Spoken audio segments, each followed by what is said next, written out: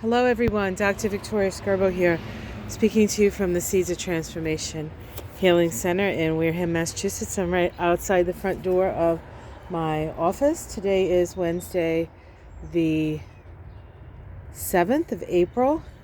Happy birthday, Bob, one of my ex-boyfriends. Hopefully he's still around. A nice guy. And so today the moon starts the day in Aquarius and then shifts into Pisces at 4:31 p.m. on the east coast of the U.S. Before that happens, the moon makes a conjunction to Jupiter.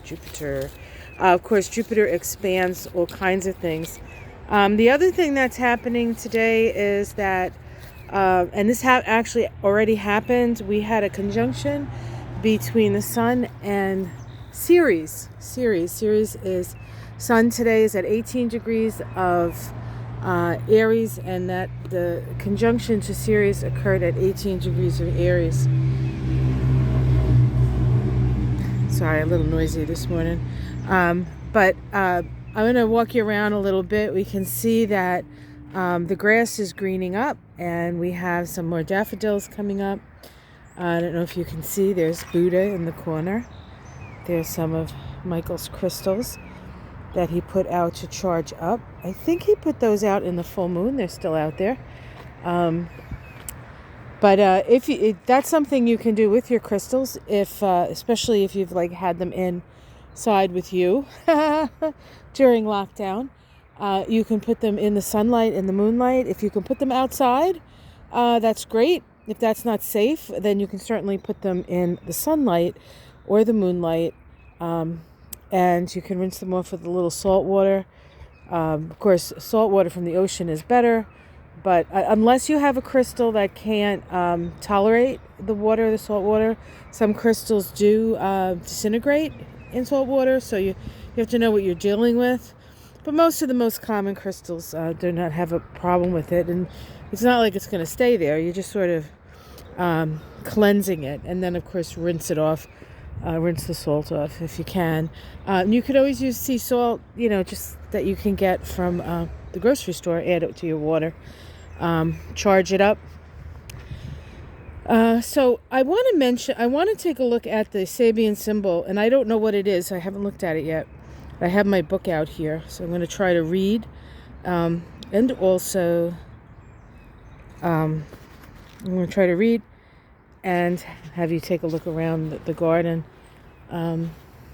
So there is, we have our new feeder over there. So yesterday when I just put it up and I just started doing my video, the little red squirrel, who could be Chitterbug, I'm thinking it might be, because he always seems to hang around when I'm out here. He doesn't seem to get afraid of me even when I'm talking to him, and I'm not so far.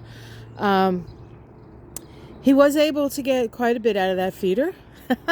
So he is not going to go hungry. The Greys were running around this morning like a bunch of thugs. But I think it's like a family of Greys. I think there's 3 kids and a mother.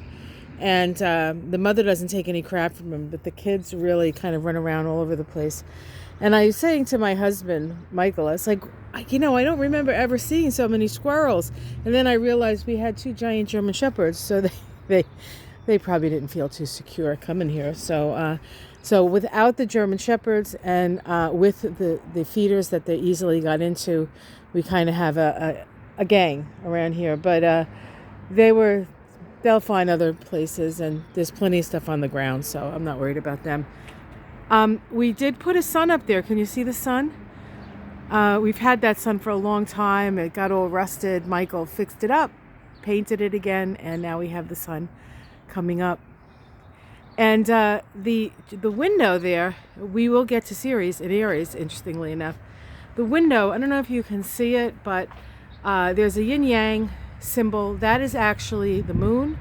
The glass that I used is kind of like cratered, so it looks like the moon, and we have the dark side and the light side. And then we have the firmament that the moon is in, that's the water. And then above the moon is an Aries symbol. Behind the moon, behind the Aries symbol, is the sun. And then where the sun and moon come together, where Aries penetrates Cancer, we have the rainbow. So that's what that means. And then, of course, above that we have the sun. Over here we have the moon. Over here we have a star. So just there's a reason and a season for all of this stuff. And the yard is actually getting pretty green. We're going to be putting this what is this thing? What am I talking about here? We're going to be putting this fountain up soon. We just needed to get some nice strong boys to help us lift it, because it's like hundreds of pounds, especially that big one on the bottom. And we have to put somewhat of a footing because it is so heavy. We don't want it to, just sink into the ground. So that's a project. We have all kinds of projects here. So let me talk about Ceres. I want to talk about Ceres because I've been sort of studying the asteroids. And Ceres is the goddess of the grain. She is a mother goddess symbol, but she also deals with grief. And I was going over last night in my sort of drop-in astrology class. If you're somebody who enjoys astrology, who has a good working knowledge of the basics, you don't have to be an expert in any way, shape, or form. But I do have a Tuesday drop-in class. If you're interested in that, email me. I can send you the link, and then you just pay per class. It's $20 a class. Runs about 2 hours. Last night we were talking about George Floyd and Derek Chauvin, and when George Floyd was killed, or actually pronounced dead. I think that's the time we had, and how it all sort of lined up. Now, in America, Ceres is in Aries. And on the day of the shooting, not the shooting, he wasn't shot. On the days of the asphyxiation, Mars was conjunct Ceres on the American Ceres. So it activated a deep-seated grief that we all sort of hold because of the history of America. So today, this morning, about a little before 4 o'clock in the morning here on the East Coast, we did have a conjunction of the Sun and Ceres, and we're in the middle of the George Floyd trial. So let's see what it says here. Okay, got the wrong. So it's at 17 something, so it would be 18 degrees. So it says an empty hammock stretched between two trees, the constructive alteration of activity and rest.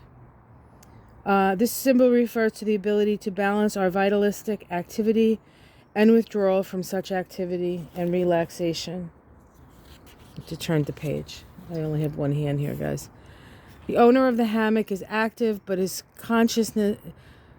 in his consciousness he can hold the image of rest in the midst of re-energizing nature. The concept of following the rat race of business, therefore, has no hold. Potency may be preserved and extremes avoided. Time is found for recuperation. It says, this symbol suggests the middle path between total involvement in instinctual or social drives and withdrawal in impotent silence and narcissism, thus living rhythmically. So that's the message of Ceres today. That there are times of rest, and then there are times of activity. And I think we need to remember that we are at a time right now, and I have felt it, and I've mentioned it a couple of times, I think, on my videos, and I certainly know I've mentioned it to Michael, that the weather, the rain, and just the air feels electric. And I've said it over and over again, which is interesting because I watched Lee Harris this morning, his April energy report. If you're not hooked into Lee Harris, you have to do it, man. The guy is hooked in. And so he talks about that. He talks about that there's electricity in the air, and I felt it, and it feels good. It feels energizing. There's definitely been a shift. He calls it, what did he call it? Electrical something. But you should check that out if you haven't already. If I can, I'll put a link below to that video of his. So he's really, really good. All right, guys. So I just wanted to get that out for you this morning. Like and subscribe. Have yourself a beautiful day. And I will see you again soon. Take care.